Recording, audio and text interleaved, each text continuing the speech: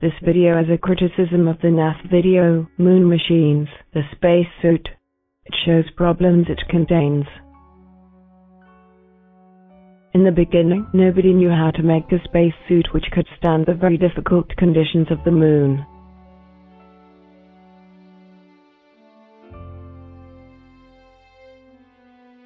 The first spacesuits were rigid, and apparently better protected against the harsh lunar conditions. The special suit had already been tested to be able to go at very high altitude, where the temperature is colder and the air rarefied. However, these conditions still are very far from the extreme conditions of the moon. The flying suits the pilots were wearing only were useful in case of mishap, for the cockpit was the primary protection. But surviving on the moon was demanding a more sophisticated protection suit.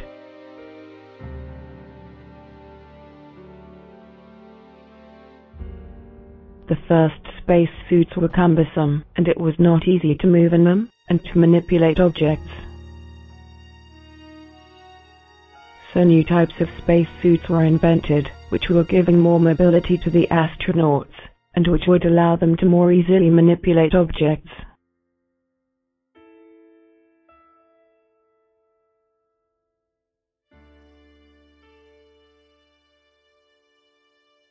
Female clothes were especially flexible and allowing a great mobility, but were they suited for the hard lunar conditions?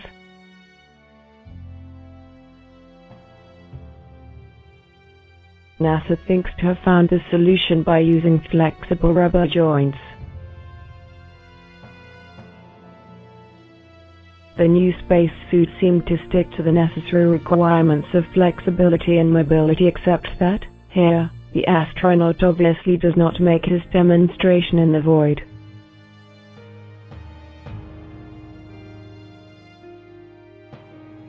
It is women who ordinarily make baby clothes who are in charge of sewing the astronauts' spacesuits. So, sewing the spacesuits was a guarantee that they would be airtight.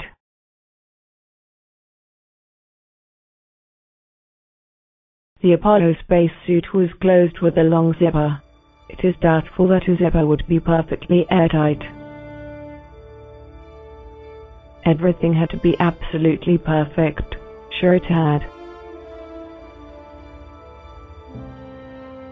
It was important that no sewing band would be left in the spacesuit. It would seriously endanger its safety.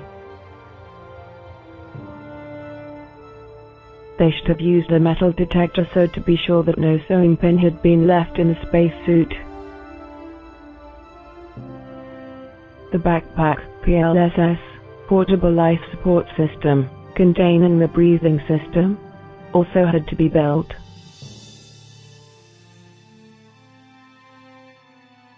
They say that the spent oxygen could be reused, which makes that its efficiency could be increased up to 20%. Surprisingly, this method has never been used in other breathing systems.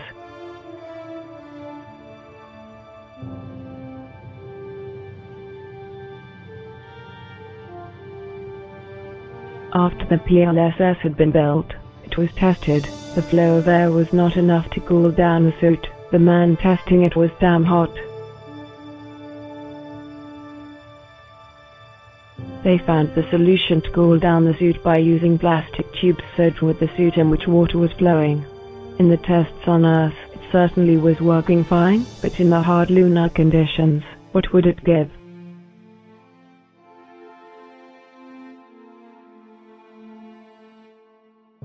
The first suits were not satisfactory for NASA, for they were little practical. The man testing it could not manage to stand up in anti-gravity tests. Yet in a video of Apollo 17, Jack Schmitt has no difficulty to stand up with his spacesuit.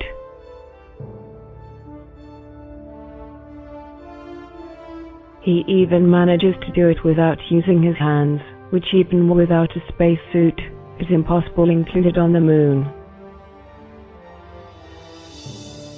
There were two different spacesuits competing with each other. Then a new spacesuit is produced, more flexible. It was very functional, at least on Earth.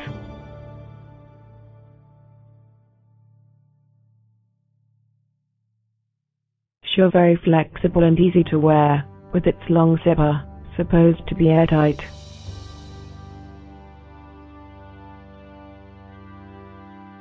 Okay, now that the new spacesuit is adopted by NASA.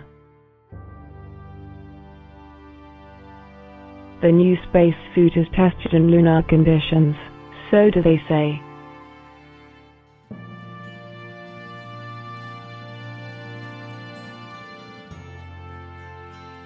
The helmet had several superposed visors. One of them, the golden visor, was allowing to protect the eyes of the astronauts from the violent sunlight on the moon, not filtered by a non-existent atmosphere. Yet, on this photo of Buzz Aldrin saluting the flag in Apollo 11, AS 1140-5875.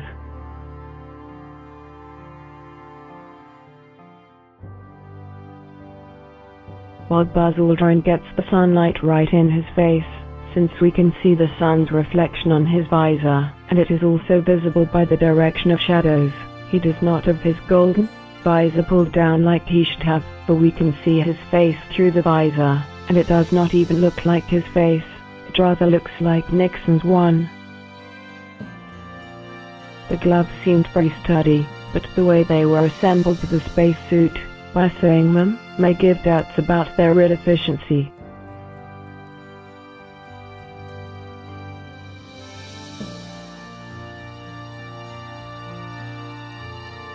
The suit effectively seems quite flexible when tested, but it is currently not pressurized. If it was pressurized, it would be very different. The man testing it would be unable to move that way.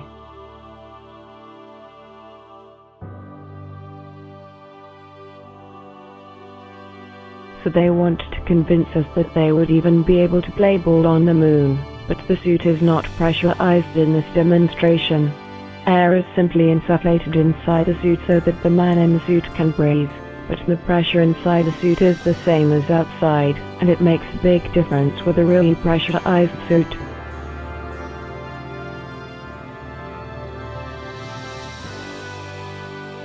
Tests have also been done in reduced gravity. The reduced gravity is simulated with an inclined plane.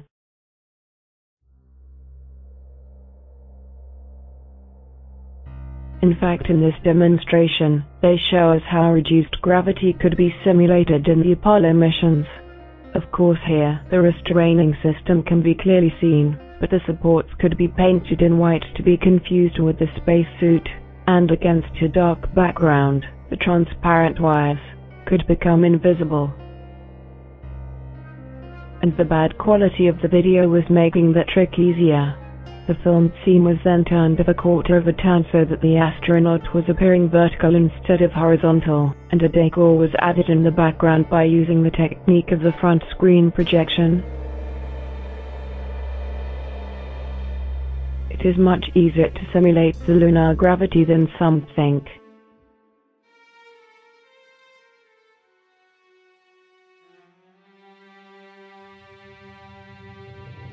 A test has also been done in a void chamber, but it almost turned to a disaster when a tube was disconnected, and the man inside the chamber felt unconscious. The test had consequently to be aborted. But, just before the incident, the man was feeling fine, so we must conclude that the test was conclusive. Then there was the accident of Apollo 1. An insane test which was made with pure oxygen at high pressure, and which had never been made with humans before, only with animals which perished in the test. Furthermore, the astronauts had to manipulate switches which were not protected against producing electric sparks. Add to that the fact that the cabin was containing flammable material, and you'll understand that the astronauts practically had no chance of surviving in this test.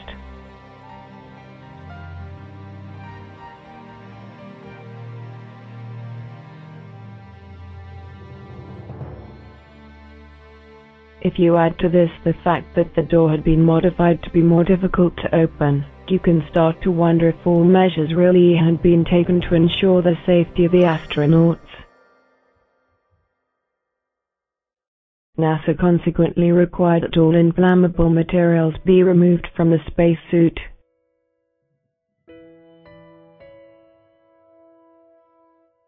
They then find a new material which is not inflammable they can stuff inside the suit and which satisfies NASA.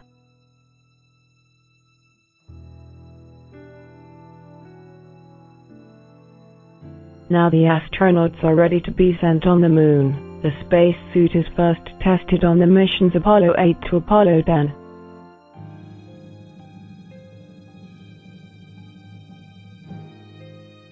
And this is the final test of Apollo 11, the test which shows that the astronauts can survive on the moon with this marvelous spacesuit.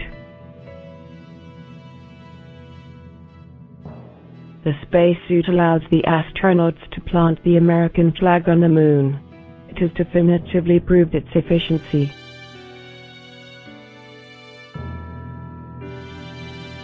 Now here are some facts which discredit the spacesuit as having been used on the moon. This is the schema of the PLSS as shown in the documentation of NASA. This animation shows the flow of water inside a PLSS.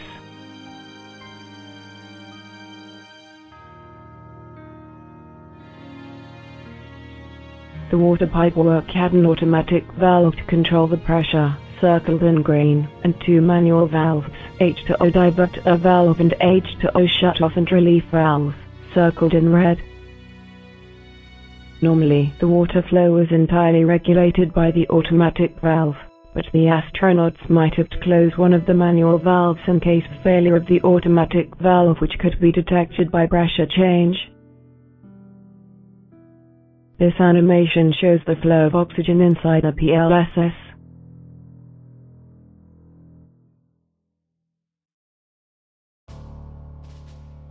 The oxygen pipework had an automatic valve to control the pressure, circled in green, and a manual valve, primary auto shut-off valve, circled in red. Normally, the oxygen flow was entirely regulated by the automatic valve, but the astronauts might have to close the manual valve in case of failure of the automatic valve, which could be detected by pressure change. On their torso, the astronauts had a remote control box which was allowing them to check indicators of the PLSS. In case that an oxygen or water flow problem would be detected and indicated by a luminous signal on their control box, the astronauts had to close the corresponding manual valve to solve the problem. If they were failing to do it, the problem could become such that it would compromise the normal working of the PLSS, which would be fatal for them. Now the levers which were allowing to close the manual valves were located at the bottom of the backpack. They were quite small and packed together. The astronaut who had them in his back couldn't see them. He had a great difficulty to reach them, and he couldn't feel them with his big pressurized gloves. With his naked fingers he could have felt them and distinguished them from each other, but with his pressurized gloves, it was impossible. There is every evidence that the astronaut would have acted on the wrong lever or several ones in the same time. So why haven't the NASA engineers provided levers directly on the control box, sufficiently spaced between each other, so that the astronauts could see which lever to push in all safety? Because everything had to be unpractical and illogical in Apollo for sure. The OPS, oxygen purge system, is the part of the backpack which has been colored in yellow. The umbilic which was connecting it to the astronaut's torso has been colored in red on a photo of the left of the stereoscopic view. According to NASA, it was stowed in a little compartment which is indicated with a red arrow on the right of the stereoscopic view. But how could this long umbilic fit in a so small compartment? There were gauges to check the temperature and pressure inside the OPS, but how could the astronauts consult them? This is the schema of the OPS as shown in the NASA documentation.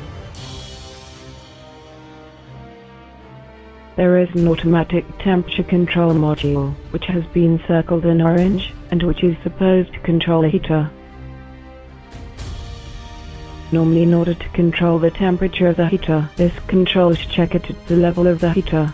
Instead of that, it is checking it at a point where the temperature is very different from the one of the heater connection colored in green.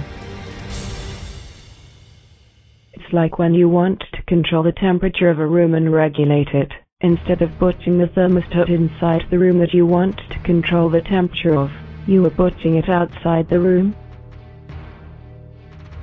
The thermostat would never see that the room has reached the programmed temperature, and even looked past it and would continue to command heating it. You can expect the result.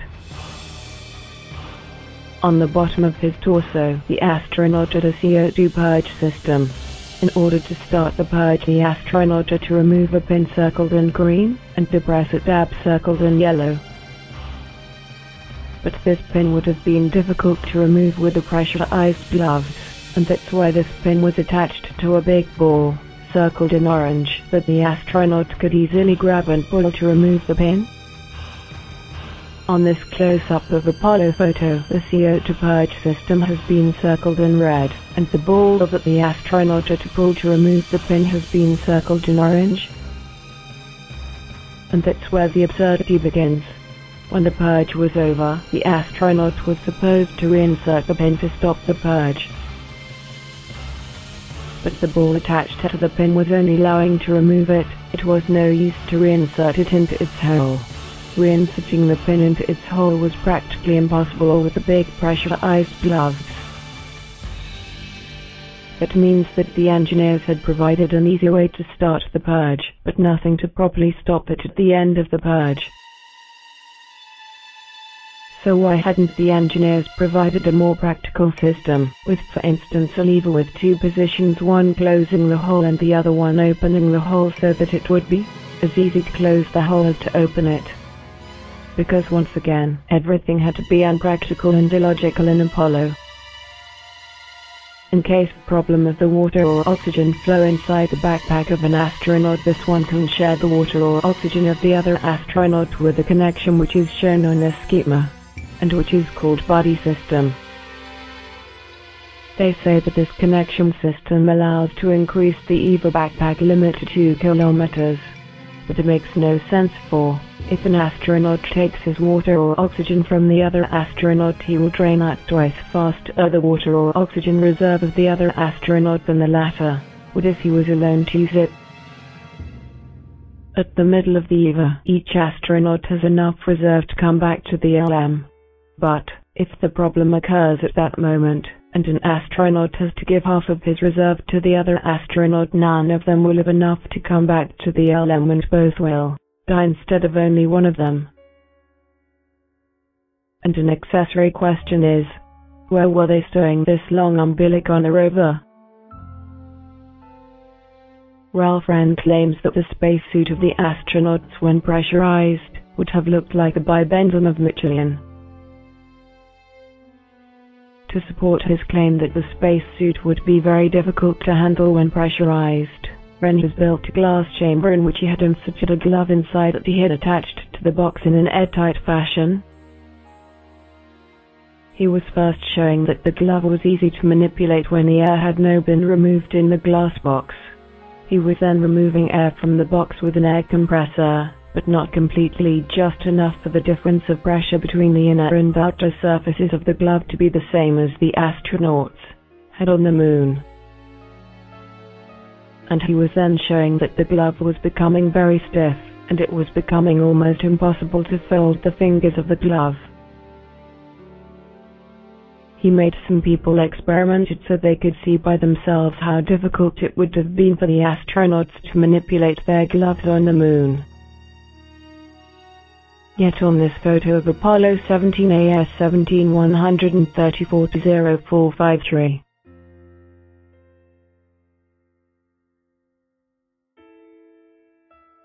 Jack Schmitt has no difficulty to completely fold his fingers. When the rover was deployed from the lunar module, it was a naked frame. All the equipment had to be mounted on it.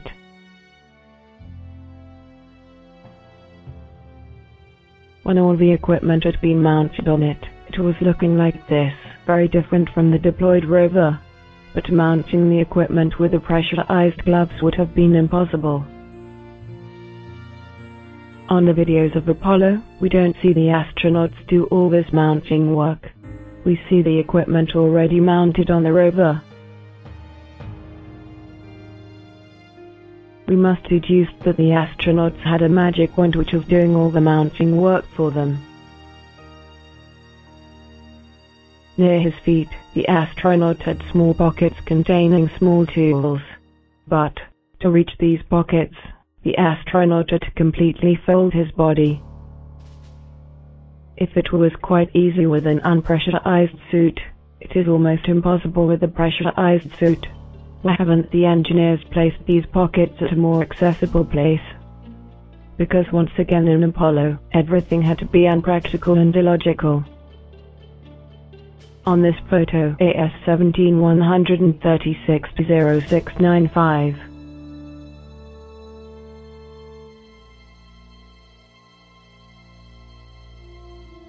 Smin has no difficulty to kneel down with his pressurized suit. And on this excerpt of the corresponding video sped up, we see him repetitively kneel and stand up with a great ease.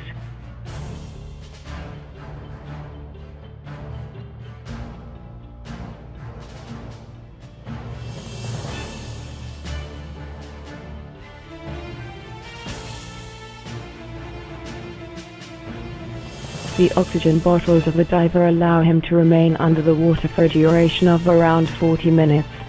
And they only are providing oxygen to the diver, they don't need to cool him. On the other hand, the backpack of the astronauts, which was not only providing them with oxygen, but also with water necessary to cool them down, would allow them to survive for 4 hours on the moon. And we can wonder how the engineers could prevent water from boiling under the violent solar heat of the moon. On most photos, the top of the backpack was arriving at the level of the top of the helmet. But on this photo, AS 1585-11470,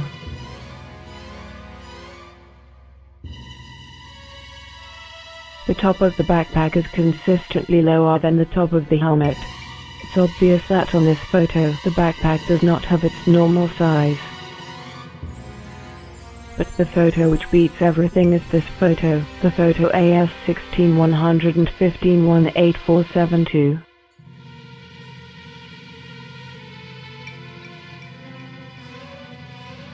Seriously, this is a pressurized suit.